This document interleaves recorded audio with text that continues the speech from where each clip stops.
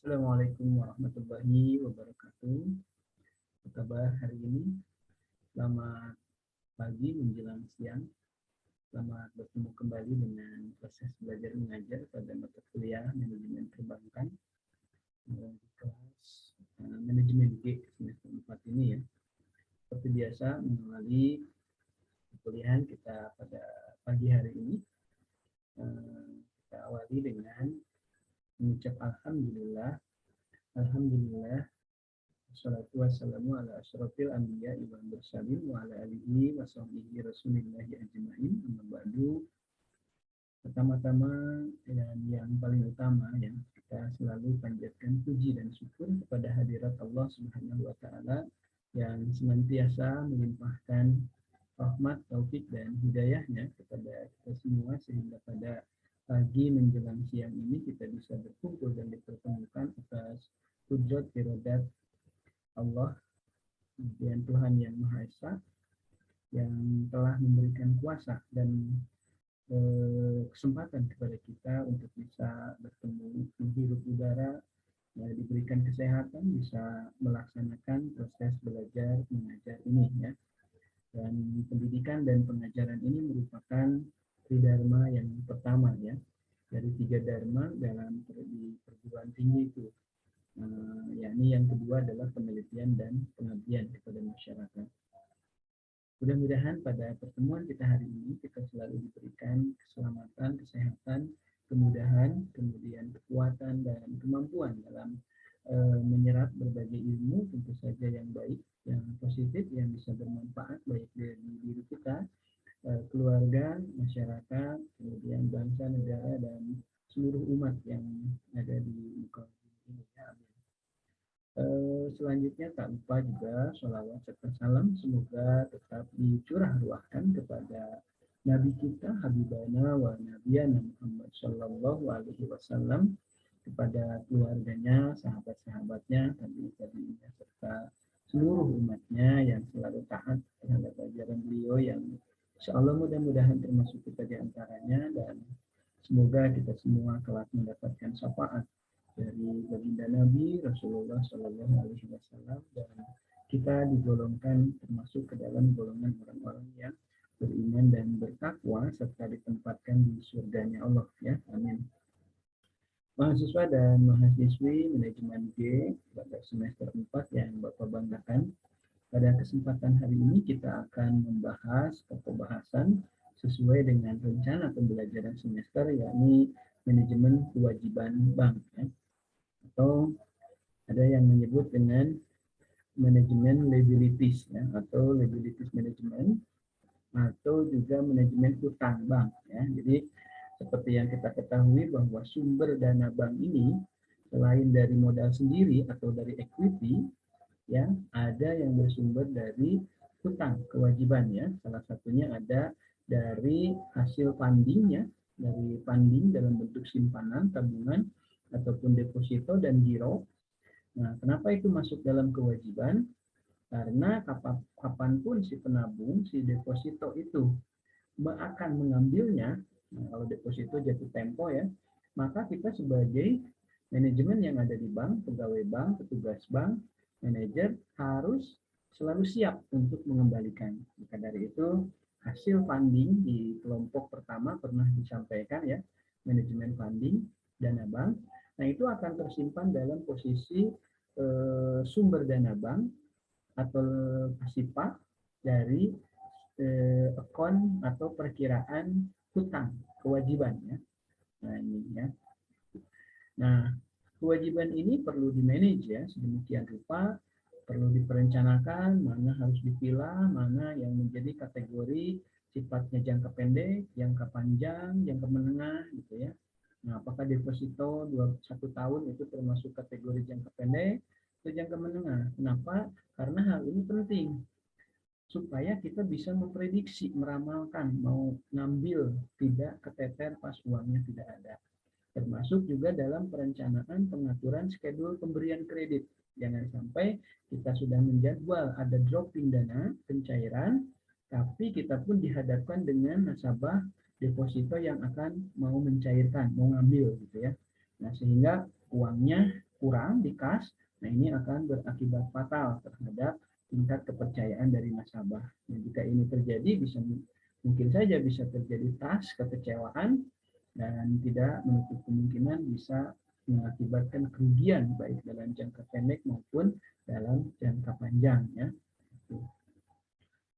Kemudian kewajiban lainnya yang ada di posisi pasipa, kita masih ingat bahwa sumber dana bank itu selain dari modal sendiri, ada dari hasil funding dana masyarakat yang tadi saya sebutkan, simpanan, tabungan, deposito, giro yang posisinya ada di kewajiban atau hutang.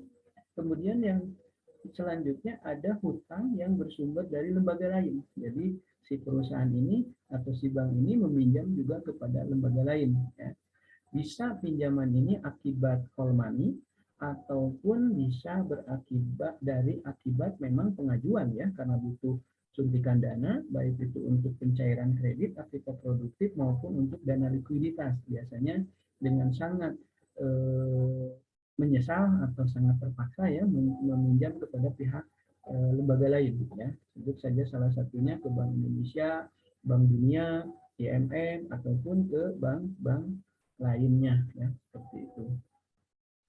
Nah, jika dalam aset bank ya total pasipa maupun total aktiva itu besarnya misalkan 10 triliun, sementara yang 10 triliun ini sumbernya 1 triliun dari modal bank ya, equity, 9 triliun dari kewajiban. Nah, ini menurut saya jomplang terlalu jauh ya. Jadi aset kita besar 10 triliun tapi modal kita ini apalagi kalau modalnya cuma ratusan juta, ratusan miliar. Ini berarti uang pinjaman semua. Dan ini akan berat menurut saya karena hasil pendapatan yang ada di kredit kalaupun besar itu akan habis untuk membiayai atau akan diberikan kepada pihak lain ya. Masih mending kalau dalam penyimpan karena bunga simpanan kan bisa kita atur ya dan sesuai dengan aturan BI. Tetapi kalau pihak lembaga lain ya ini kan yang mengatur mereka bukan kita, sehingga jika terlalu besar pun ya kita tidak bisa apa-apa yang pada akhirnya beban kita akan besar ya. Tentu saja yang harus besar adalah modal sendiri. Sebut saja kalau aktifanya tadi 10 triliun, semuanya 10 triliun dari modal sendiri, modal equity ya, belum ada dari kewajiban. Yang nyimpen belum ada, yang nabung belum ada, pinjaman belum, itu enak.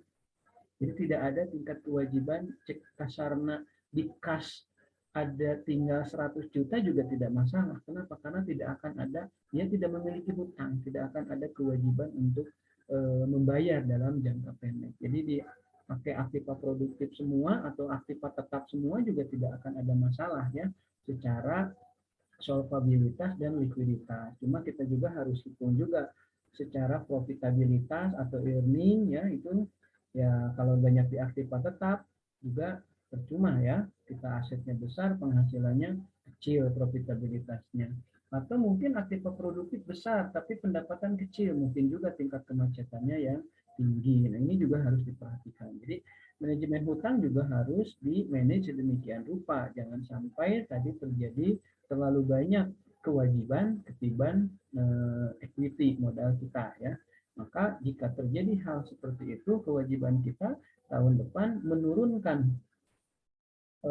kewajiban hutang, meningkatkan modal dengan cara misalkan menyisihkan salah satunya menyisihkan laba yang belum dibagikan tahun anggaran sebelumnya untuk presentasinya lebih banyak kepada cadangan-cadangan karena cadangan akan masuk di modal ya seperti itu dan itu masuk dalam equity inti modal inti ya karena ada modal inti ada modal pelengkap ya ada modal inti itu modal inti seperti dari para pemegang saham kemudian cadangan-cadangan itu kan merupakan modal intinya dari bank ya seperti itu. Kemudian kewajiban bank, manajemen kewajiban bank juga nanti harus mengatur berapa persentase dari jumlah total kewajiban, baik itu hasil funding dana, dari simpanan, deposito maupun giro, termasuk dari pinjaman pihak ketiga, yang boleh digulirkan dalam aktiva produktif, manajemen kredit, di kredit. Apa 100% boleh digunakan semuanya? Saya rasa tidak juga ya. Karena kalau ada yang deposito ngambil, yang tabungan ngambil, semuanya sudah produktifkan dalam bentuk kredit. Nah, ini juga akan berat ya. Terus apakah supaya aman cuma 10% saja, 90% disimpan di kas dan bank? Aman sih memang kalau ada ngambil, tetapi untuk menghasilkan laba, earning, profitabilitas akan kesulitan karena hanya 10% yang bisa kita putarkan. Sementara 90% karena dengan maksud untuk jaga-jaga jika ada yang ngambil, ide kan uangnya tidak berputar karena tersimpan di kas dengan tujuan supaya kalau terjadi pengambilan uang selalu standby. Ini juga tidak baik juga kan gitu. Jadi di bank ini terlalu banyak uang masalah, terlalu sedikit uang masalah. Cuma sedikitnya bukan diukur dengan jumlah rupiah, tapi terhadap perbandingan dengan kewajiban tadi itu ya. Nanti ada tingkat likuiditas ya atau cash ratio, berapa yang harus ada di kas dan bank untuk menanggulangi kewajiban dalam jangka pendek. Nah, makanya nanti ada harus dihitung likuiditasnya, termasuk cash ratio dan quick ratio salah satunya ya. Nah, ini. Nah, jadi hutang juga harus di-manage. Terlalu banyak hutang repot. Nggak ada hutang sedikit pun juga tidak terlalu termotivasi juga ya, gitu. Tidak ada hutang perlu tetapi dalam batas-batas yang wajar, yang seharusnya, yang standar, yang disebut dengan ketentuan sehat gitu ya, seperti itu. Nah, seperti apa lebih detailnya tentang manajemen liabilities atau manajemen kewajiban bank? Hari ini saya rasa kelompok 9 SG ini yang terdiri dari Arima ya, Arima Octavia, Rani Nuraini, dan Rizka Haidir. Ini saya rasa sudah siap ya hari ini di hadapan kita semua, dan saya persilahkan untuk maju ke depan rekan-rekan di kelompok 9 ya, dari Arima Octavia dengan NPM D12004-487, kemudian Rani Nurani dengan NPM 2004400, dan rekan Rizka Haidir dengan NPM D12004-430 untuk dipersilahkan mempresentasikan hasil pencarian materi, hasil diskusi dengan kelompoknya untuk disampaikan di forum ataupun di kelas manajemen D ini. Untuk mempersingkat waktu, saya rasa saya pamit dulu di belakang ya, di belakang menyimak sambil menyimak, dan kepada rekan Arima Octavina ya, bukan Octavian, Octavina, Rani Nurani, Rizka Haidir Haitami, dipersilakan ya, mangga ini bentar ini kita ulang kembali untuk proses presentasinya, karena di sini ada sedikit trouble, tapi bukan di sini, untungnya hanya di komputer saya. Jadi saya rasa persilahkan ya, rekan Arima, Rani, dan Rizka. Assalamualaikum warahmatullahi wabarakatuh. Pertama-tama, mari kita panjatkan puji dan syukur kehadirat Allah Subhanahu wa Ta'ala yang telah memberikan nikmat dan kesempatannya pada kami sehingga kami bisa melaksanakan presentasi kali ini.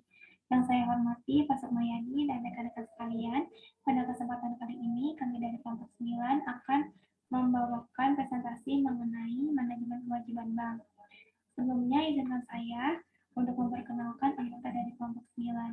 Yang pertama, Kak Arima Octavina, yang kedua Rani Nurani, yaitu saya sendiri, dan yang ketiga Rizka Haidir Haitami. Untuk mempersingkat waktu, mari kita mulai presentasinya. Dalam terminologi keuangan dan perbankan terdapat banyak pengertian mengenai likuiditas. Beberapa di antaranya dapat disebutkan sebagai berikut adalah kemampuan bank untuk memenuhi kemungkinan ditariknya deposito atau simpanan oleh deposan atau devisi ini.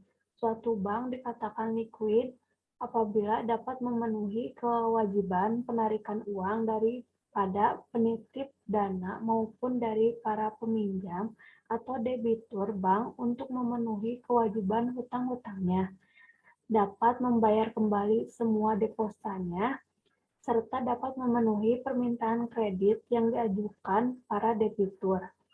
Pengertian likuiditas bank adalah kemampuan bank untuk memenuhi kewajibannya, terutama kewajiban dana jangka pendek. Dari sudut aktiva, likuiditas adalah kemampuan untuk mengubah seluruh aset menjadi bentuk tunai atau cash. Sedangkan dari sudut pasifa, likuiditas adalah kemampuan bank memenuhi kebutuhan dana melalui peningkatan portofolio liabilitas. Menurut pendapat Syafrida Hani, pengertian likuiditas merupakan kemampuan sebuah perusahaan dalam memenuhi semua kewajiban keuangan yang dapat segera dicairkan atau yang telah jatuh tempo. Menurut Handono, definisi likuiditas yaitu kemampuan sebuah perusahaan dalam membayar kewajiban jangka pendek atau utang tepat waktu, termasuk melunasi hutang jangka panjang yang jatuh tempo pada tahun yang bersangkutan. Menurut Dunby Grady, manajemen likuiditas adalah perkiraan kebutuhan dana masyarakat dan menyediakan cadangan untuk memenuhi permintaan. Sedangkan itu, Olive G. Wood mengatakan bahwa manajemen likuiditas melibatkan estimasi permintaan dan penawaran uang tunai secara terus-menerus, baik jangka pendek maupun. Adapun tujuan manajemen likuiditas, terdapat beberapa tujuan dari manajemen likuiditas, yaitu mencapai cadangan yang dibutuhkan yang telah ditetapkan oleh bank sentral, karena kalau tidak dipenuhi akan kena penalti dari bank sentral. Yang kedua adalah memperkecil dana yang menganggur, karena kalau banyak dana yang menganggur akan mengurangi profitabilitas.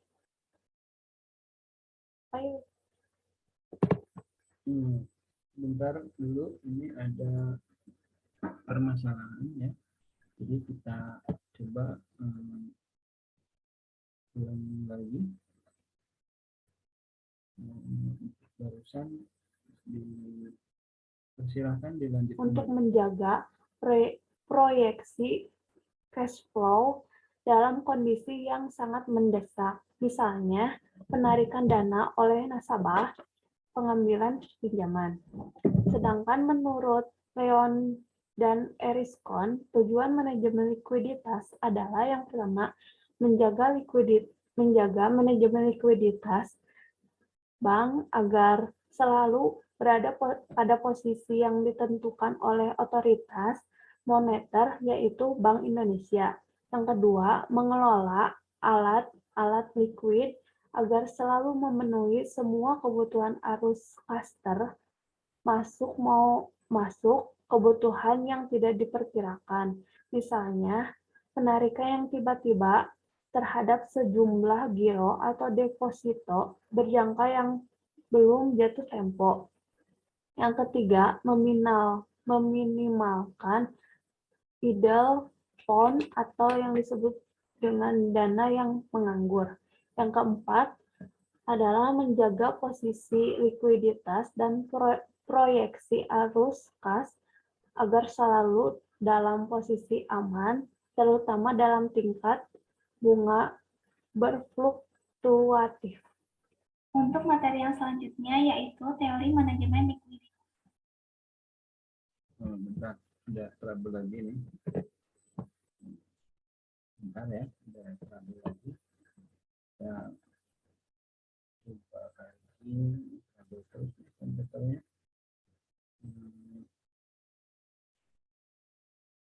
Bentar. Sekarang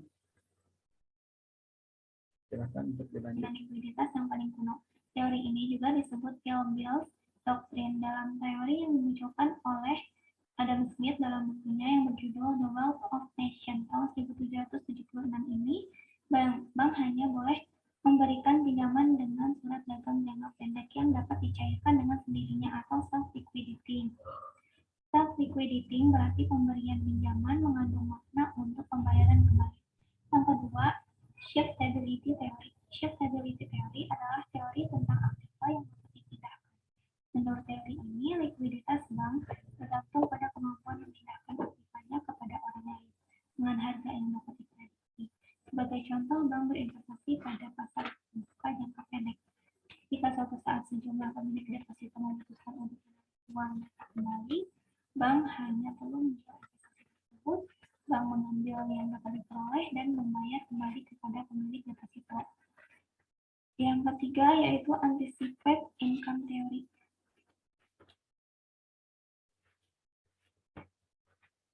Sudah trouble lagi. Trouble lagi. Terus ya, trouble lagi. Sampai trouble terus. Sudah.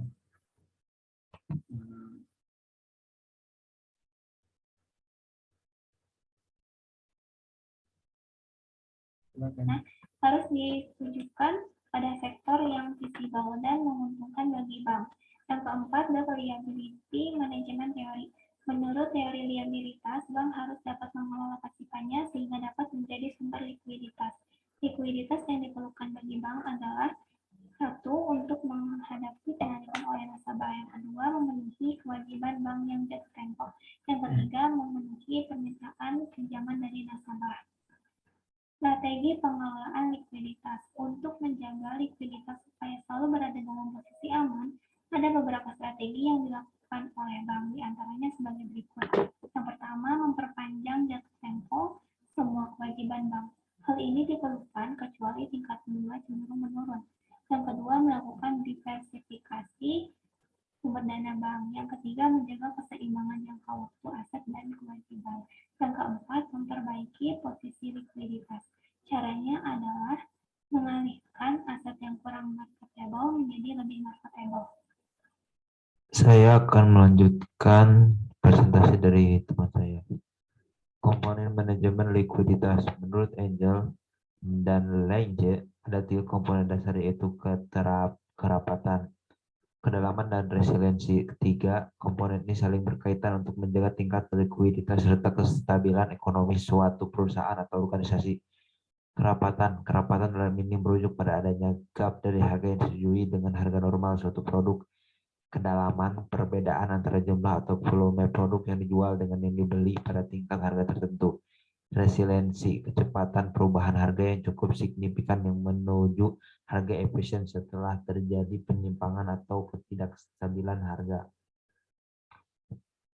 Selanjutnya, jenis rasio likuiditas. Bagaimana mengukur likuiditas? Umumnya dalam menggunakan rumus ini diinginkan rasio yang diinginkan lebih besar dari 1. Rasio lancar, current ratio, ini menentukan apakah sebuah perusahaan dapat melunasi semua hutang jangka pendeknya dengan uang yang terima dari penjualan asetnya. Rumusnya adalah rasio lancar sama dengan aktiva lancar dan kewajiban lancar. 2. Rasio cepat, quick ratio. Rasio cepat sebenarnya mirip dengan rasio lancar, tapi hanya menggunakan uang tunai, piutang. Di cut dulu, barusan ini rasio lancar sama dengan aktiva lancar dibagi kewajiban lancar. Jadi bukan rasio lancar sama dengan aktiva lancar dan. Jadi garis miring di situ bukan dan ya, tapi dibagi. Di aktiva lancar dibagi kewajiban lancar, itu rasio lancar. Begitu ya. Silakan dilanjut lagi. Dan saham atau obligasi sebagai aset. Perusahaan tidak dapat memasukkan investasi atau biaya probayar yang tidak dapat dijual dengan cepat. Dengan demikian jumlahnya menjadi total aset dikurangi persediaan dibagi dengan kewajiban. Rumusnya adalah rasio cepat sama dengan kas dan setara kas plus investasi jangka pendek plus piutang usaha. Kewajiban lancar, rasio cepat dibagi. Jadi rasio cepat sama dengan kas dan setara kas ditambah investasi jangka pendek ditambah piutang usaha dibagi kewajiban lancar, bukan dan. Itu garis miringnya bukan dan ya. atau par. Variasi rasio uji cepat hanya mengurangi inventaris dari aset. Saat ini membuatnya sedikit lebih murah hati. Rasio cepat atau par aset lancar minus persediaan minus biaya dibayar di muka kewajiban lancar. dibagi kewajiban lancar. Demikian beberapa hal yang bisa kami sampaikan, kurang lebihnya mohon maaf. Waalaikumsalam warahmatullahi wabarakatuh. Baik, terima kasih teman-teman di manajemen G kelompok 9 ya barusan. Dan tema kita ini manajemen hutang ya atau manajemen kewajiban. Walaupun tidak salah semua ya. Jadi manajemen kewajiban ini namanya liabilities bukan likuiditas. Jadi liabilities manajemen. Memang jadi harusnya di awal itu menerangkan tentang kewajiban, menerangkan tentang memanage kewajiban, walaupun di dalam liabilities bukan likuiditas ya. Di dalam liabilities manajemen salah satunya akan dibahas likuiditas gitu. Jadi jangan kalau ini mah seolah-olah temanya manajemen likuiditas gitu ya. Padahal temanya manajemen hutang atau liabilities, bukan likuiditas. Liabilities, hutang ya, liabilities management. Makanya di awal-awal harus disampaikan dulu oleh kelompok 9, apa itu kewajiban, apa itu hutang. Kemudian bagaimana memanage hutang, salah satunya memang akan digunakan rasio likuiditas. Jadi sebenarnya menerangkan likuiditas benar, tapi substansi dari tema hari ini adalah bukan manajemen likuiditas, tapi manajemen liabilities ya, manajemen hutang. Jadi diperbaiki di awal-awalnya gitu. Memang untuk menerangkan manajemen liabilities, salah satunya memang ada rasio likuiditas ya, dan beberapa yang lainnya. Selebihnya sudah bagus, silakan. Tapi tadi di beberapa slide sebelum yang laki-laki ya, yang pakai kacamata itu siapa? Itu menyampaikan ada gitu. Coba kita buka ya, ini apa tuh slide-nya ya. Bentar kita ini dulu.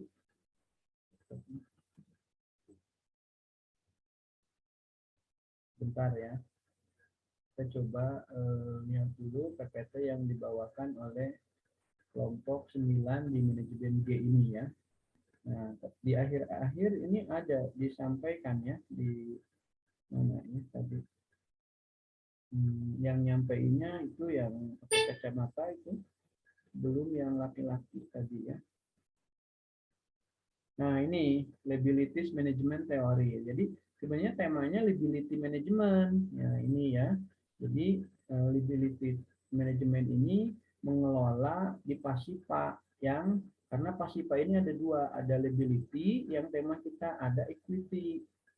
Nah, mengelolanya yang di Pasipa ini bagaimana hutang ini menjadi sumber likuiditas untuk menghadapi penarikan. Memang di dalamnya pasti membahas likuiditas, tapi jangan sampai lupa bahwa tema pokok bahasan ini adalah liability ya, liability management atau manajemen kewajiban ya, gitu. Ini ada sedikit dibahas, cuma sebenarnya di awal-awal harus menyampaikan tentang ini apa tuh, tentang liability gitu. Coba mana barusannya ini, coba di share screen di sini. Nah ini di apa tuh di akhir-akhir itu yang pakai kacamata menyampaikan ini. Jadi substansi tema hari ini liability management, bukan likuiditas. Cuma dalam liability management pasti di dalamnya juga menyampaikan likuiditas. Nah, cuma beda sekarang yang barusan seolah-olah temanya manajemen likuiditas, bukan liabilitas ya. Beda dikit ya. Baik, dibetulkan aja, terutama di slide-slide yang agak terakhirnya di awal-awal ya, seperti itu. Selebihnya sudah bagus, terima kasih. Barangkali selebihnya ada hal-hal yang perlu didiskusikan dan ditanyakan. Silahkan rekan-rekan yang ada di kelompok 9 dipandu dan dilanjutkan diskusinya melalui WA grup kelas ya. Nah, terima kasih. Mohon maaf juga apabila ada kesalahan, kekurangan dan kehilapan. Billahi taufiq wal hidayah. Assalamualaikum warahmatullahi wabarakatuh.